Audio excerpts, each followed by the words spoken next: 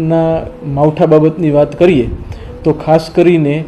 જામનગર જિલ્લામાં ખરીફ ઋતુમાં લગભગ 3048 હેક્ટર જેટલું વાવેતર વિસ્તાર છે, જેમાંથી 2,24,000 હેક્ટર જેટલી મગફળી, 78,000 હેક્ટર કપાસ ઉપરાંત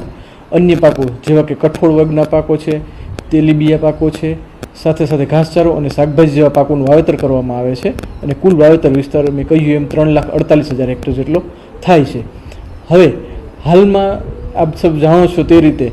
લગભગ 27 ઓક્ટોબરથી લઈ અને 2 નવેમ્બર સુધી સતત વરસાદ કોઈકના કોઈક દિવસો ચાલુ રહ્યો છે અને જામનગર જિલ્લાના તમામ ગામો 6 તાલુકા મળી અને સાથે સાથે સિટી વિસ્તાર મળીને લગભગ 425 જેટલા ગામોમાં વરસાદ નોંધાયેલો છે। આ વરસાદને લીધે ખેડૂતો દ્વારા જે વાવવામાં આવેલ પાકો હતા એમાંથી ખાસ કરીને મગફળી, તો મોટાભાગની મગફળી હાલ પાથરા કક્ષાએ પડે, મતલબ કે જમીનમાંથી કાઢી અને સૂકવવા માટે જમીન પર રાખેલી હતી, એની ઉપર વરસાદ થયેલો છે। ઉપરાંત કપાસ જેવા પાકની અંદર જે પહેલી વીણીનો કપાસ જે ફૂલ ખુલી ગયા હતા એના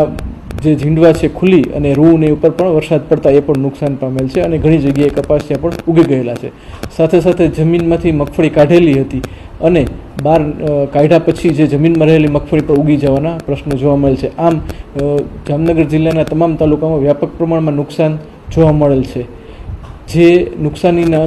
અન્વયે સરકારશ્રી દ્વારા કામગીરી કરવા માટે સૂચન કરેલું। જામનગર જિલ્લાના સર્વેની કામગીરી માટે જિલ્લા વહીવટીતંત્ર દ્વારા 332 ટીમો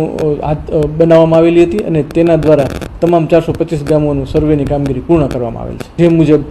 હાલમાં જામનગર જિલ્લામાં ગઈકાલ સાંજ સુધીમાં તમામ તાલુકાઓના 425 ગામોમાં રોજકામ કરવાના હતા એ કામગીરી પૂર્ણ કરવામાં આવેલી છે અને ખાસ કરીને આ કામગીરી પૂર્ણ કરવા માટે જિલ્લા કલેક્ટરશ્રી તેમજ જિલ્લા વિકાસ અધિકારી દ્વારા સતત માર્ગદર્શન પૂરું પાડવામાં આવેલ છે અને એ મુજબ તાકીદના ધોરણે કામગીરી પૂર્ણ કરવામાં આવેલ છે અને હાલ અત્રેથી રાજ્ય કક્ષાએ માંગવામાં આવેલ તમામ રિપોર્ટને એ કામગીરી પ્રગતિમાં છે અને વહેલામાં વહેલા મોકલી આપવામાં આવશે અને સરકારશ્રી તરફથી પણ આ અગત્યની કામગીરીને ધ્યાને લઈ તાત્કાલિક ધોરણે કામગીરી કરવામાં આવી રહી છે।